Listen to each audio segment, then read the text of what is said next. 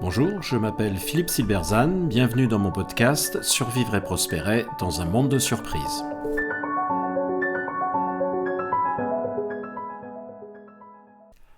Changement social, la majorité silencieuse n'a pas d'importance. Beaucoup de ceux qui sont consternés par les événements sur le campus de Sciences Po se rassurent en pensant que les activistes ne sont qu'une minorité, qu'ils ne sont pas représentatifs des étudiants et qu'on peut donc négliger leur action.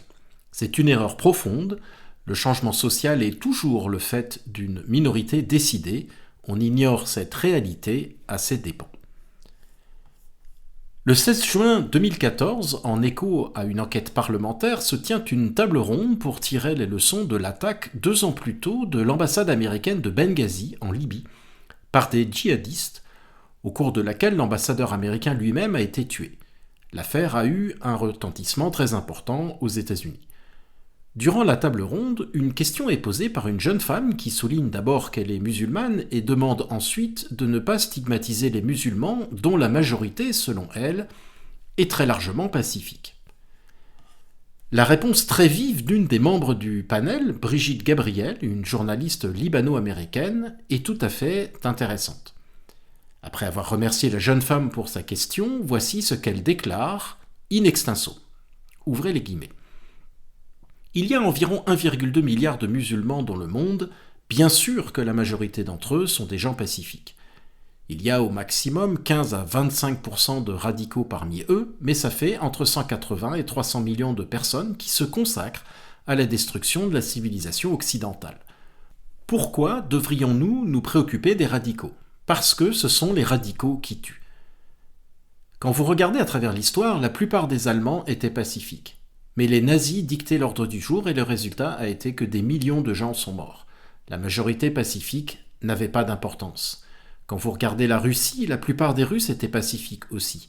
Pourtant, les Russes ont été capables de tuer 20 millions de personnes. La majorité pacifique n'avait pas d'importance. Quand vous regardez la Chine, la plupart des Chinois étaient pacifiques aussi. Pourtant, les Chinois ont été capables de tuer 70 millions de personnes.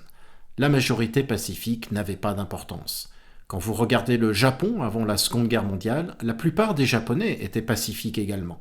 Pourtant, le Japon a été capable de massacrer 12 millions de personnes en Chine et en Asie du Sud-Est, principalement avec des pelles et des baïonnettes. La majorité pacifique n'avait pas d'importance. Le 11 septembre 2001, il y avait 2,3 millions d'Arabes musulmans vivant aux États-Unis. Il a suffi de seulement 19 radicaux pour mettre l'Amérique à genoux, détruire le World Trade Center, endommager le Pentagone et tuer près de 3000 Américains ce jour-là. La majorité pacifique n'avait pas d'importance. Fermez les guillemets. Alors Gabriel ne fait pas vraiment dans la nuance et les chiffres sont parfois approximatifs, mais son message est clair. Il ne faut jamais sous-estimer l'impact que peut avoir une minorité décidée. C'est elle et seulement elle qui compte. La majorité reste largement passive, tous les autocrates l'ont compris depuis longtemps. Même si elle est minoritaire, la minorité décidée aura un impact important. La conséquence est que cet impact peut ne pas refléter du tout ce que souhaitait la majorité. La grande majorité des Allemands, tout comme des Français, avaient été traumatisés par la Première Guerre mondiale et n'en souhaitaient pas vraiment une seconde. Cela n'a rien changé.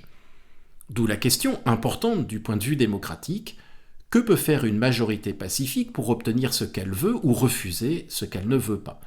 Le risque est évidemment que, quoi qu'on veuille, si on ne répond pas à cette question, une autre volonté sera imposée par quelques minorités agissantes. L'une des raisons de la passivité de la majorité est une conception morale du changement social. L'influence d'une minorité peut être considérée comme injuste, mais il ne représente qu'une minorité, entend-on souvent. Sous-entendu, il ne devrait pas compter. Le modèle mental selon lequel seule devrait compter la majorité est un déni de réalité. En raisonnant ainsi, on se base sur ce qui devrait être et pas sur ce qui est. Le danger ici est que ce qui est considéré comme injuste est souvent également considéré comme improbable. Le « c'est injuste » traduit un autre modèle mental qui est « comme c'est injuste, ça ne se produira pas ». On conclut ainsi que comme les étudiants de Sciences Po sont minoritaires et que, je cite, la grande majorité des étudiants veut juste étudier, eh bien les choses vont se calmer, mais ce raisonnement ne tient pas au regard de l'histoire. C'est parce qu'ils sont minoritaires et décidés qu'ils peuvent avoir une influence réelle, tandis que la majorité restera silencieuse et donc passive, comme les Allemands dans les années 30. Le contexte de la réponse de Brigitte Gabriel, celui du terrorisme, lui fait évoquer seulement les aspects négatifs de ce fait social.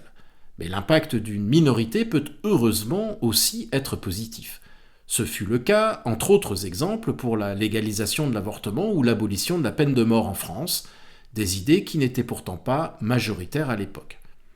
Il peut être positif également dans une organisation lorsqu'un petit groupe d'innovateurs décidés et motivés réussit à faire passer de nouvelles idées pour la transformer, alors que ces idées sont minoritaires, voire hérétiques au départ.